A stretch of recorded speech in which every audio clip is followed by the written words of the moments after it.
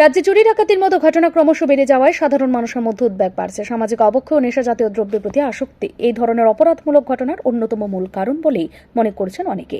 প্রতিদিন কোথাও না কোথাও নেশার টাকা জোগাড় করতে চুরি ডাকাতির মতো ঘটনা ঘটছে। এবার সেই শিকার হলো এডি নগরের পবিত্র ধর্মীয় স্থান রামকৃষ্ণ সেবা মন্দির। ঘটনাটি ঘটে শনিবার রাতে।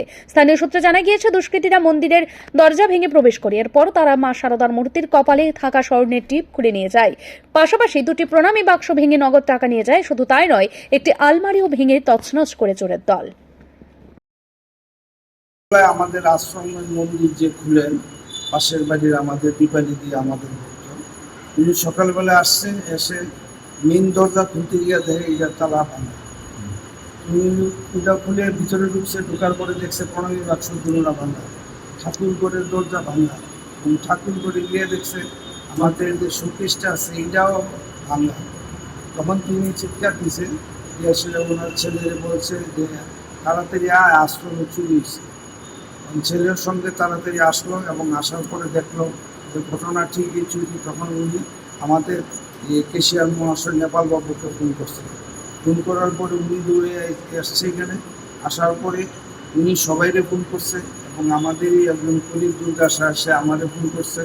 করার পরে আমরা প্রায় সবাই কর্মকর্তারা এবং আমাদের যারা স্টাফ আছে, রিটায়ার্ড আইজিপি আছে, ডিএসপি আছে, এসআই আছে, উনি একজন সাব ইন্সপেক্টর, সবাই আছে। আসার পরে আমরা সব দেখলাম।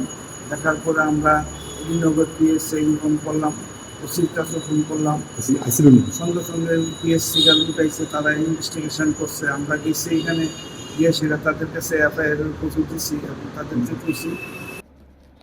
রবিবার সকালে ঘটনাটি প্রকাশ্যে আসতে এলাকায় চাঞ্চল্য ছড়িয়ে পড়ে। সাধারণত ভক্ত স্থানীয় বাসিন্দারা এই ঘটনায় ক্ষোভ প্রকাশ করেছেন। তাদের অভিযোগ, মন্দিরের মতো পবিত্র স্থানে বারবার চুরির ঘটনা ঘটছে, অথচ পুলিশ প্রশাসন যথেষ্ট সক্রিয় নয়। অপরদিকে স্থানীয়দের মতে সমাজে নেশার প্রভাব ভয়ঙ্করভাবে বাড়ছে। তরুণ প্রজন্মের একাংশ মাদকাসক্ত হয়ে পড়ায় এই ধরনের অপরাধমূলক কাজে জড়িয়ে পড়ছে। সমাজকর্মীরা বলছেন, শুধু আইন শৃঙ্খলা রক্ষাকারী বাহিনী নয়, পরিবার ও সমাজকেও এগিয়ে আসতে হবে এই সামাজিক বেধি দূর করার জন্য।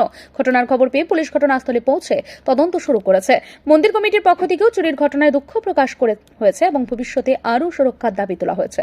এই ঘটনায় আবারও স্পষ্ট হয়ে উঠল, নেশার মতো সামাজিক বেধি রাজ্যের অপরাধের মাত্রা ক্রমশ বাড়িয়ে তুলছে, যা সমাজকে গভীর সংকটের দিকে ঠেলে দিচ্ছে।